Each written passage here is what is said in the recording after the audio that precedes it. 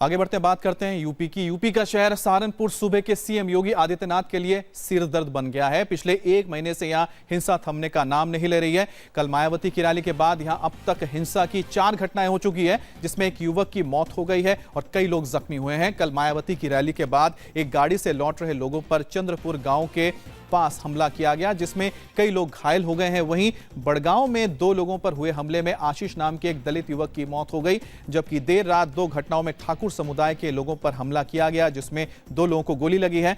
मृतक के परिवार वालों के लिए यूपी सरकार ने 15 लाख रुपए का मुआवजा देने का ऐलान किया है। कल हुई हिंसा के बाद से अब तक 24 लोग गिरफ्तार किए जा चुके हैं। यूपी के प्रिंसिपल सेक्रेटरी होम के साथ ही ADG law and order Anand Kumar और आईजी अमिताभ यश हिंसाग्रस्त इलाकों का दौरा कर रहे हैं। सुबह से ही मीटिंग्स का दौर चल रहा है। सहारनपुर में करीब 1 महीने पहले 20 अप्रैल को धुंधली से शुरू हुआ हिंसा का दौर थम नहीं रहा। सबसे पहले धुंधली में एक शोभा यात्रा निकालने को लेकर पथराव किया गया, जिसमें सांप्रदायिक तनाव भी पैदा हुआ। इसके बाद 23 अप्रैल को बीजेपी के कार्यकर्ताओं ने पथराव के विरोध में सहारनपुर के एसएसपी के घर पर हमला किया। इस घटना के बाद 5 मई को सहारनपुर के एक बार फिर तब सुलगा जब महाराणा प्रताप की जयंती के जुलूस में सवर्ण और दलित समुदाय के लोग आमने सामने आ गए। इस दौरान जबरदस्त हिंसा हुई। इस हिंसा का आरोप भीम सेना पर लगा और फिर इस हिंसा के विरोध में भीम सेना ने 9 मई को पुलिस के खिलाफ बवाल किया। अभी हालात संभल ही रहे थे, कल मायावती ने शब्बीरपुर गांव में रैली की, जहां से लौटते वक्त दलित समुदाय के लोगों पर कुछ लोगों ने हमला कर दिया और सहारनपुर में एक बार फिर जातीय हिंसा की आग जल उठी।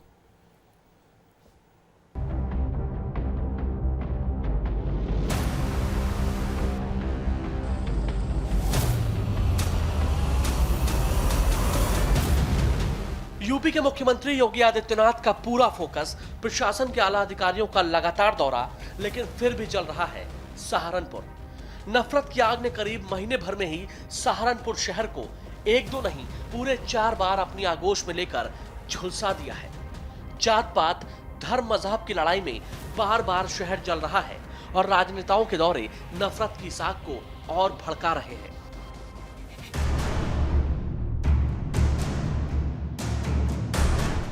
यह है हिंसा की सबसे नई तस्वीर।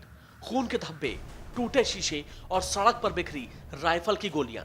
हालात खुद ब खुद सहारनपुर शहर की हकीकत बयां कर रहे हैं। बीएसपी अध्यक्ष मायावती कल यानी मंगलवार को सहारनपुर दौरे पर थी। वो जैसे रैली खत्म कर सहारनपुर से रवाना हुई, वहां एक बार फिर हिंसा भड़क गई। ड्राइवर सहित हम 11 लोग गाड़ी में थे। जैसे हमने गाड़ी वहां से घुमाई, गाड़ी घुमाते क्या होता है कि हमारी जैसे भाग आया वो, हमारे सामने एक बस जा रही थी, उस बस को उन्होंने हाथ दिया, बस रुक गई, हमारी गाड़ी रुक गई और गाड़ी रुकते उन्होंने बंदूकें, लठ, तलवारें आते बजानी शुरू कर दी। 50 लड़कों ने हम पे हमला कर दिया। हथियार थे, उन पर राड भी ले रहे थे, तलवार भी ले रहे थे। हम बाइक पर से। मायावती सहारनपुर के शब्बीरपुर गांव पहुंची थी, वो गांव जहां 9 मई को ठाकुरों और दलितों के बीच झड़प हुई थी। जानकारी के मुताबिक मायावती की रैली से लौटते वक्त दलितों पर बड़गांव रोड के पास कुछ लोगों पर पहले पथराव किया गया और फिर फायरिंग की गई, जिसके बाद माहौल बिगड़ा। इस पूरी वारदात में एक शख्स की मौत हो गई और कई लोग घायल हो गए। हमलावर जो है नकाब पोस्ट थे और उन्होंने HR 58 P0181 गाड़ी पर हमला किया।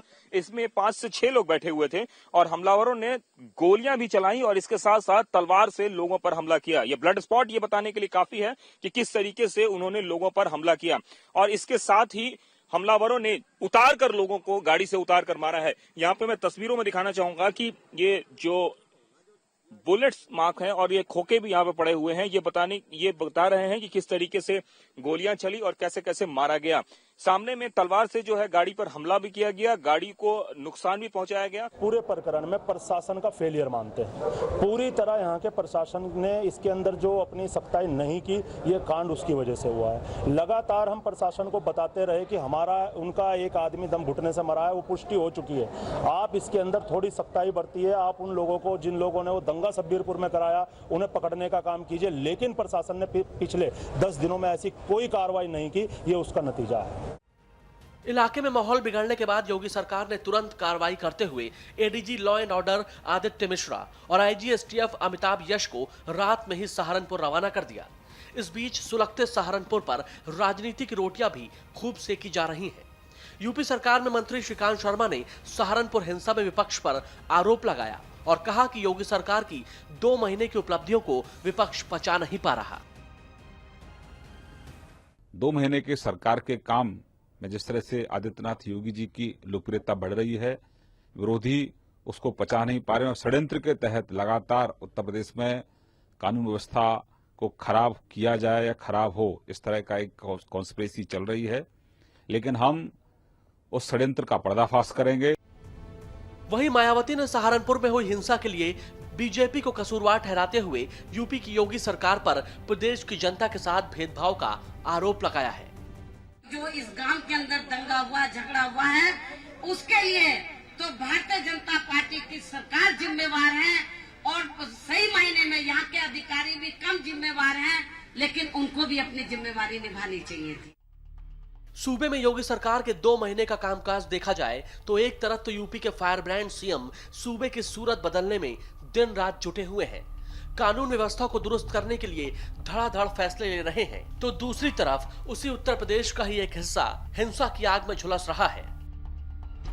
सवाल यह है कि क्या यूपी में सिर्फ निजाम बदला है, कानून व्यवस्था की तस्वीर नहीं? आखिर सहारनपुर को कौन सुलगा रहा है? ऐसा क्या है कि 1 महीने से नफरत की आग बुझने की जगह फैलती जा रही है? सहारनपुर में हालात सामान्य करना इस वक्त योगी सरकार की सबसे बड़ी परीक्षा है। सहारनपुर में हुई हिंसा पर योगी सरकार पैनी नजर बनाए हुए है। बार बार होने वाली घटनाओं ने सरकार की परेशानी बढ़ा दी है। हालात को देखते हुए इलाके में भारी पुलिस फोर्स तैनात कर दी गई है। लखनऊ से रुचि कुमार के साथ कुमार कुंदन, इंडिया टीवी, सहारनपुर। और इसी बड़ी खबर पर हमारे साथ जुड़ गए हैं हमारे संवाददाता कुमार कुंदन, जो कि सहारनपुर में ही मौजूद है। कुमार, ये बताइए कि जो स्थानीय लोग हैं वो उनका कहना है कि जो लोकल एडमिनिस्ट्रेशन है पूरी तरह से फेल रहा है सहारनपुर में हालात को सुधारने के लिए या संभालने के लिए। इस वक्त काफ़ी बड़े आला अधिकारी मौजूद हैं, सहारनपुर में दौरा कर रहे हैं। उन्होंने इस बात को देखा, समझा या कुछ बताया कि आखिर क्यों फेल हो रही है एडमिनिस्ट्रेशन वहाँ पर? देखिए, जहां तक एडमिनिस्ट्रेशन की बात है तो सबसे बड़ा सवाल है कि जो काम समझाने बुझाने का है वो काम शायद उस तरीके से नहीं हो पा रहा है, या फिर लोग समझने बुझने को तैयार नहीं है। जो नेता आ रहे हैं वो राजनीति करके जा रहे हैं, इससे आग बुझने के बजाय भड़कती जा रही है, पहली बात। दूसरी बात, जो लॉ एंड ऑर्डर सिचुएशन है उसके लिए आज से पुलिस बल ने एक नई मुहिम शुरू की है। फ्लैग मार्च इलाके में किया जा रहा है और जो सबसे बड़े आला अधिकारी हैं पुलिस के, वो यहाँ पे जब पहुंच रहे हैं तो उसके बाद से स्थिति इस बात की उम्मीद की जा रही है कि शायद कंट्रोल में हो। दूसरी बात, जो दोनों पक्ष को समझाने बुझाने का काम है, दोनों को बिठा के, वो अब तक उस तरीके से नहीं हो पाया, जिसकी वजह से जो समस्या खत्म होने वाली थी वो समस्या और बढ़ती ही जा रही है। तीसरी बात, जो हमले हैं वो लगातार बढ़ रहे हैं, रुकने का नाम नहीं ले रहे हैं। पहले दलितों पर हमला हुआ, फिर सवर्णों पर हमला हुआ, तो दोनों समुदायों के बीच जो वाद विवाद है वो लगातार बढ़ता जा रहा है और इसकी वजह से सहारनपुर में जो भी कुछ घटनाएं हैं वो रुकने के बजाय और बढ़ती जा रही है। आज इस बात की उम्मीद की जा रही है कि चूंकि एडीजे लॉ एंड ऑर्डर यहाँ पे खुद, ठीक है, आप बोल लीजिए। एडीजे लॉ एंड ऑर्डर यहाँ पे आए हुए हैं और खुद वो बड़गांव में पहुंचे हैं, उस जगह पे पहुंचे हैं जहां हिंसा हुई है, उस जगह पे पहुंच रहे हैं जहां कल ये हमले की घटना हुई है। तो उसके बाद से इस बात की उम्मीद की जा रही है कि लोगों में जो कॉन्फिडेंस बिल्डिंग मेजर्स का काम है पुलिस को लेकर वो संभवतः हो और उसके बाद से स्थिति थोड़ी सामान्य हो। दूसरी तरफ आज पुलिस पूरे इलाके में फिर से फ्लैग मार्च वगैरह भी करने जा रही है। उस पर आना चाहता हूं। आपने कहा कि जिस तरह से दोनों समुदाय के लोगों को बिठाकर, उनके जो नेता है या लोग हैं उनके साथ बिठाकर उनके बीच में एक तरह से सुलह करवाई जाए, वो कोशिश क्यों नहीं हो रही है? जो स्थानीय लोकल लीडर्स भी है वो भी सामने क्यों नहीं आ रहे हैं?